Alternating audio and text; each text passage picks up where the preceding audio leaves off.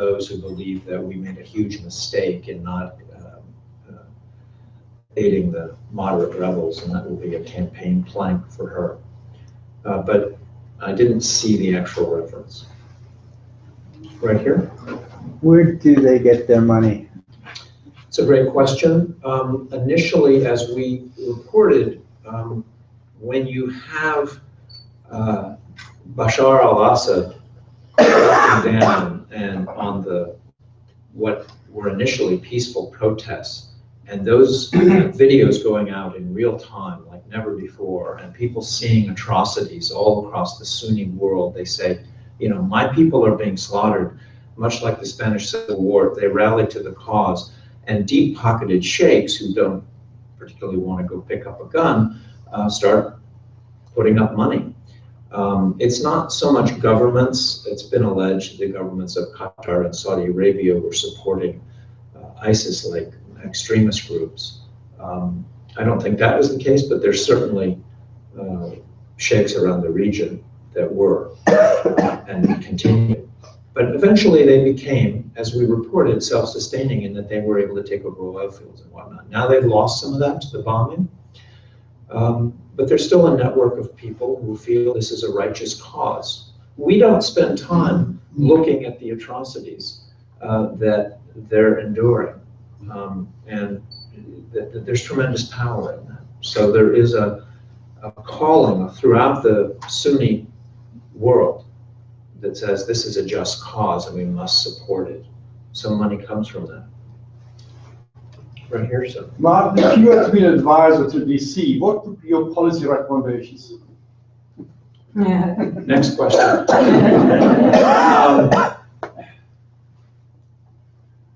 Gosh. You know, I think we have to do something to prevent children from freezing to death in Jordan refugee camps. I think we can do a better job there. I think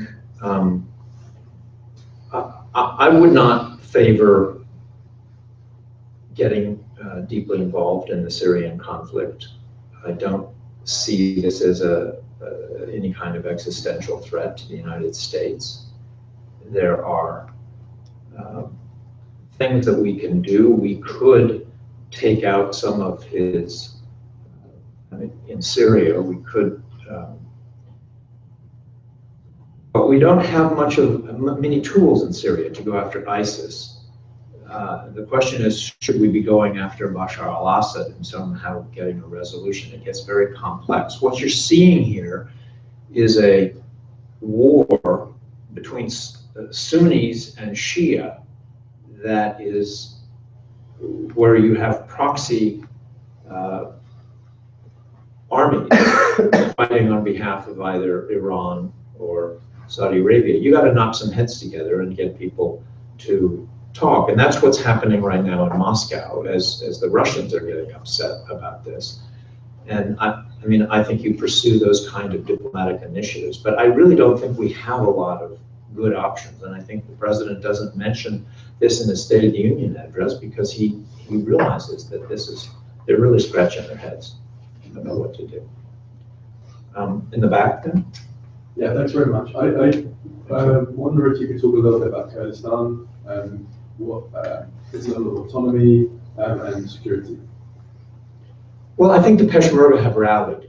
I mean, they were off guard in the beginning, and ISIS had all these very good American-made built weapons. And in fact, I was hearing that they had a very good day-to-day pushing back ISIS in one battle yesterday. I'm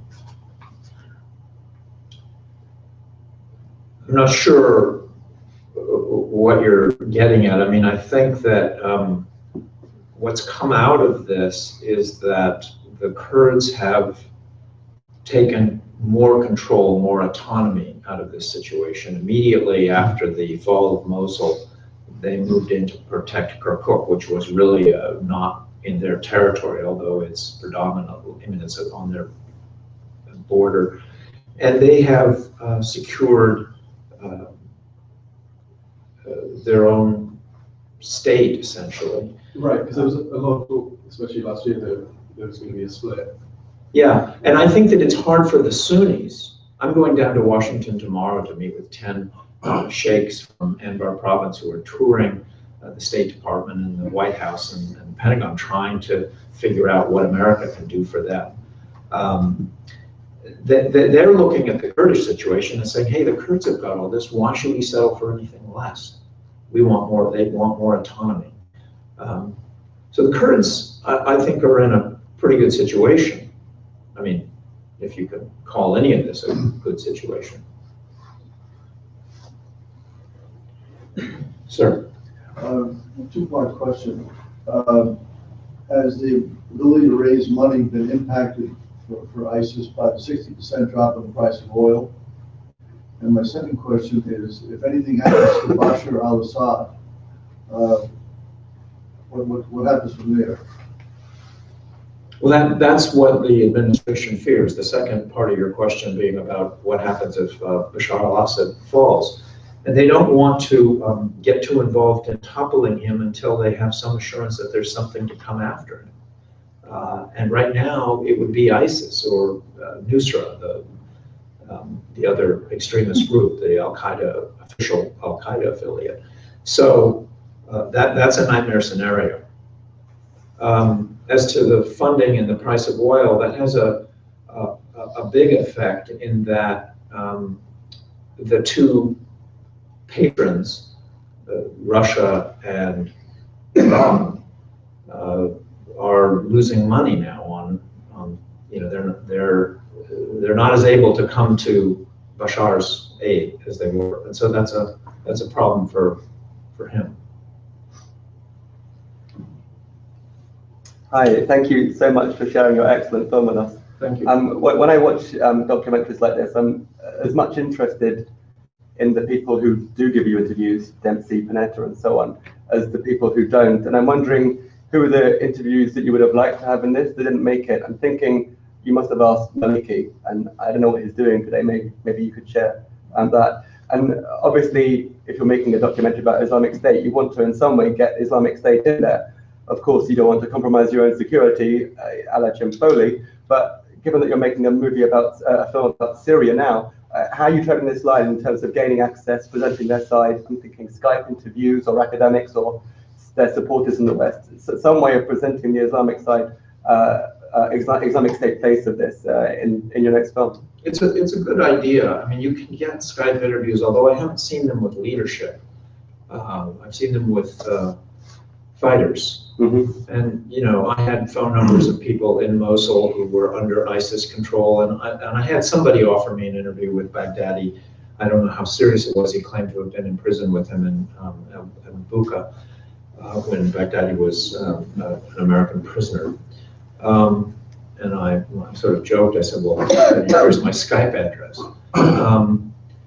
The only news organization, well, there's two news organizations that have actually gotten inside. Vice got inside under certain agreements and conditions that we don't really fully know what they agreed to. And there's a German reporter, a 74-year-old guy who got in. But neither of them talked to leadership per se.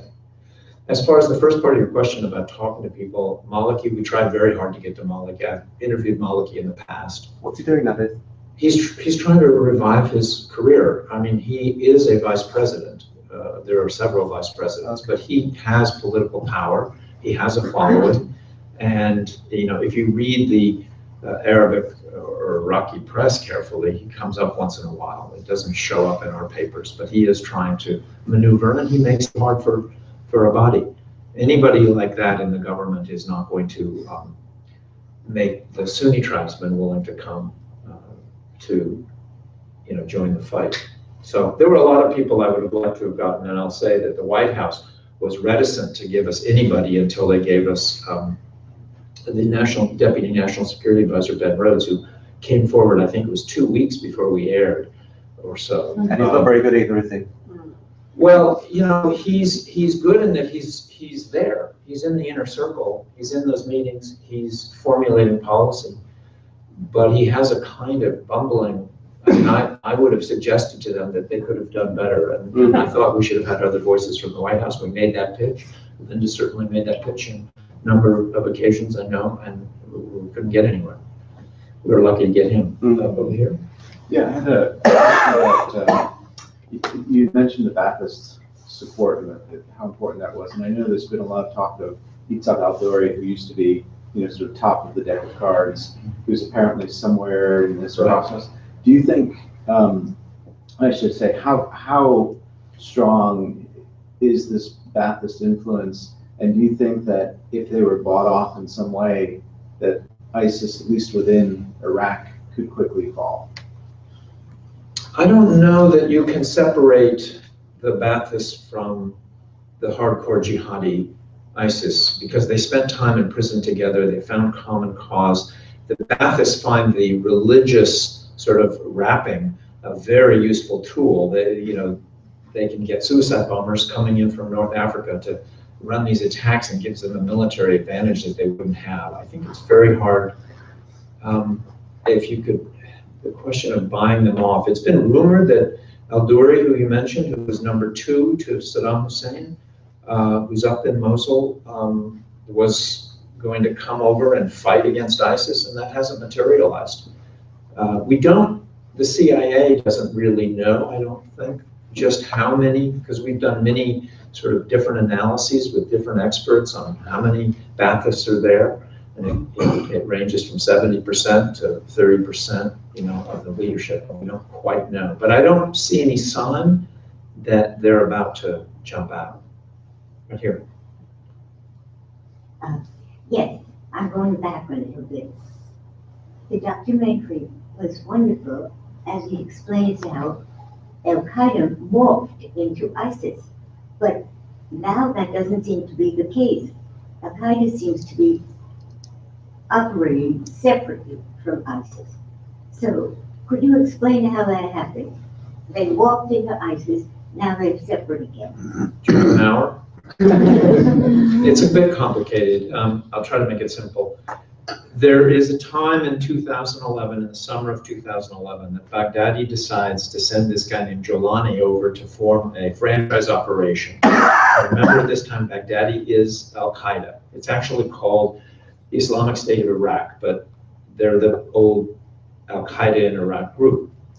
Jolani goes over there and he forms Nusra. I kept it out of the film just so that our heads didn't spin too much. Eventually, when you get to early last year, there's a split, and Nusra goes its own way, and ISIS, separates from them. But they're basically, they fight sometimes together, sometimes separately. Nusra has the blessing of the Al-Qaeda Central in Pakistan under Zawahiri, but that's basically, it's like the kind of splits I remember among radicals in college, between different groups. I think you could switch at any time. They could come together and fight together. I don't think it goes too deep. Martin, Alan. great job as always. Thank you. How big of an intelligence failure, if there was one, do you think this all is? Because I get many of the people you interviewed had the sense of like, hey, the way I was reading this stuff, this is inevitable. I think the intelligence failure, I've thought a lot about this. We talked a lot about it. I don't think it was so much that we didn't know that ISIS wasn't a gathering storm to be reckoned with. But what I think we didn't understand very well was how rotten the Iraqi army was, and that the fall of Fallujah and then Mosul and then a host of other towns up and down the Tigris was a big surprise. We didn't have military advisors. This goes back to the decision that was made to pull out, and we couldn't get an agreement with the Iraqi government, the Iraqi parliament, to leave some people there. So we didn't have advisors on the ground who could have told us that in the barracks where there were supposed to be 1,000 fighters, there were only 200. And the numbers were like that. They were stark. In Mosul, there really wasn't much of an army to put up a fight, and that was the intelligence failure. The apparent, intelligence failure based on what Panetta is saying, I think Obama basically saw this, and Panetta, if he were here, he would agree with this. Obama simply said, this is not a threat to the United States. And there's lots of places in the world. I mean, he famously made a comment about, there's people in the Congo that are suffering and we don't go there. So why should we go? We just can't go everywhere. We don't have those kind of resources. And frankly, he knows that he was elected by people who said, enough. We don't want to do any of this stuff anymore. So I don't think it was just an intelligence failure. He was finally forced to act. So, yeah.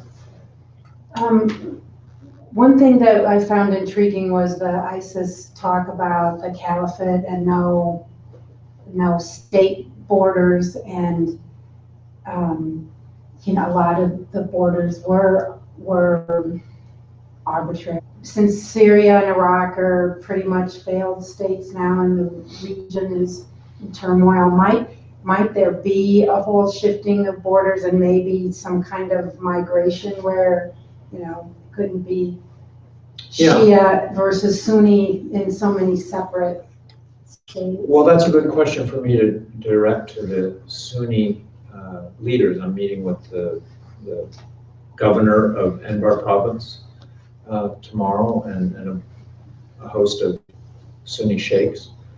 I think that the consensus in Washington is somehow Iraq can be put back together and the border can be reestablished, but that Syria, for a long time now, will be a failed state with ISIS they control half of the territory. It's not half of the population, but it's half of the territory. And that's not about to go away. There's a good argument to be made that they can't, even in Iraq, push ISIS back across the border. So you're left with a sort of a Sunni stand there. It depends how much is Turkey, Qatar, Saudi Arabia, how much are they going to invest to make sure that happens? The problem with the three-state solution that's been talked about for Iraq is that the Kurds in the north have oil and the Shia in the south have oil, but the Sunnis in the middle maybe have some gas, but they don't have any oil. They don't have much in terms of resource. They'd be a stepchild of the Saudis that would have to sponsor them. But I'm sorry, I can't give you a definitive answer. I really don't know. I don't know that anybody knows. Marcel? Well, watching this a second time, I was sort of curious. The film shows the Sunni tribes and the people embracing ISIS, but they get so extreme. At what point will the Sunni contingent of the Middle East say, this is too much, I'm not gonna, Right. Good question. I mean, the governments have said that. I mean, ISIS has done a wonderful job of unifying a lot of governments against them. But you have to remember that the atrocities committed by Bashar and by Maliki's government are either ongoing or are fresh in their memories. And, this is 87 executions in Saudi Arabia last year. Many of them are beheadings. We don't know exactly how many. I mean, so it looks extraordinarily vicious to us, but perhaps not so to some of the desert tribes. But there has been a sort of revulsion about the violence, and there has been a coming together, but still no sort of firm commitment from either the Sunni tribesmen. Some have sided against ISIS, some not. It's still all in play. And Baghdad is safe in Erbil? I think Baghdad was never as threatened. I was in Baghdad when they were threatening it, and I was in Erbil at the moment that the bombings started, and I was in a refugee camp out near Mosul, and 2 days after I left there, that whole camp of 6,000 people, families, children, women, children, were evacuated. It was all falling very rapidly, but I never felt that Baghdad is, through the ethnic cleansing of the civil war that took place in '07,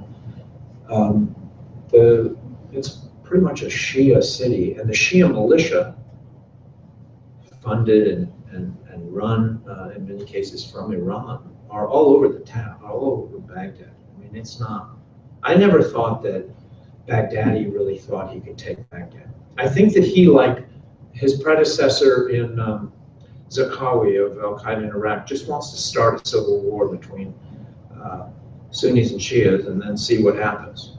And maybe it'll be good for him. Who knows what Baghdadi really thinks? Jerry? To kind of a non-journalist, it appears that the story came very late. ISIS had a lot of momentum before the Western media kind of got the story. Do you think there was a failing there? I was shocked by that. When Mosul fell, I got a call from the executive producer, the senior executive producer for Frontline, David Fanning, and he said, "What are we going to do about ISIS?" And I sort of was like, like most Americans that know, I sort of said, "Do you mean the United States, or do you mean Frontline?" And so he said, "Well, both, frankly, but right now, why don't we just send you?" And we went in, and before going, I took a bunch of reports, and I went up to Country House, and I sat there, and I read through these reports, and in them were the tale that we tell of the demonstrations, the long, slow boil, as one colleague put it, that resulted finally in the fall of Mosul, when finally it was in our newspapers and we woke up to it. But it was remarkable that all this had gone on. I had been to Iraq many times, followed it, but I sort of was doing other projects, so I wasn't paying attention. It just shows how much can fit on the front page of the New York Times. Not there's a big world. When I was talking with Dexter Filkins of the New Yorker, who's won many journalism awards for his excellent reporting, he felt the same way, that when he went in just before we did, he knew nothing about those demonstrations. Maliki had done his best to keep the cameras away from there. We had actually found a Sunni cameraman who lived out there, who had taken a lot of photos. We were lucky to put them on television really for the first time. But it wasn't, it was a surprise. And it really was instructive, about how little we know about what's going on in the world when we're not paying attention. From who did you get that crude footage of the executions? Some of it is ISIS propaganda footage, and then we did our best to establish its truth. We were limited in, we couldn't waltz around inside their territory and film those things ourselves. That's clear. But just you took it from the internet, from online? Oh yeah, we took a lot of stuff off the internet.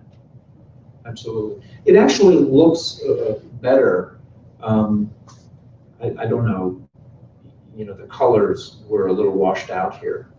A lot of it is quite, what I'm saying is that they have very good cameras and do a very good job. And unlike any other, they're not like Al-Qaeda of years ago with their crude videos. They really put together some very sophisticated propaganda.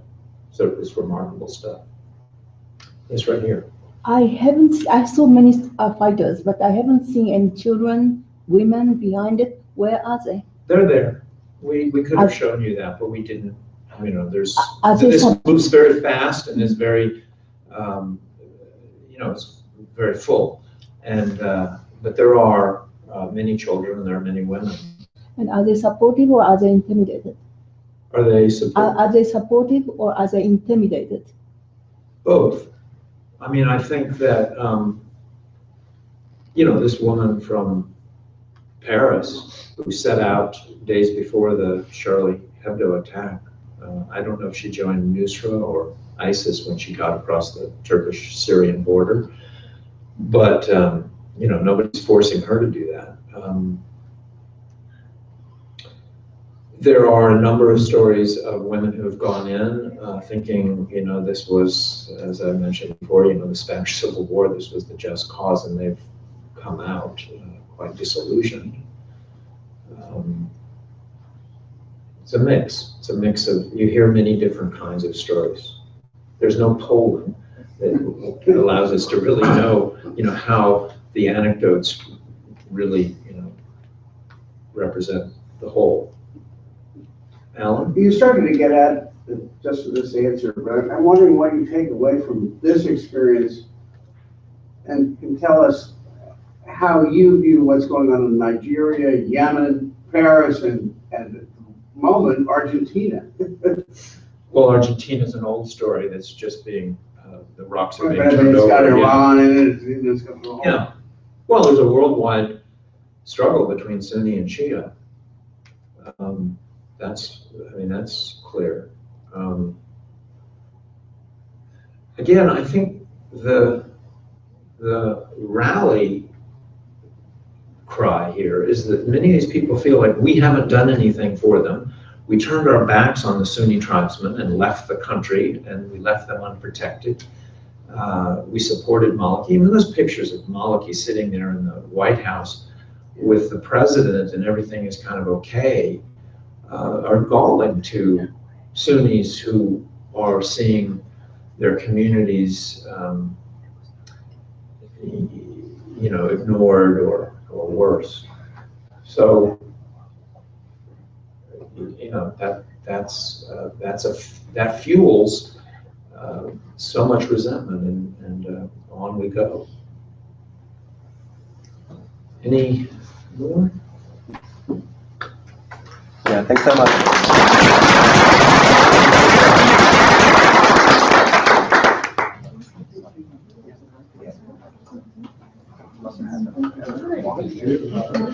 I think you would like 2 months ago.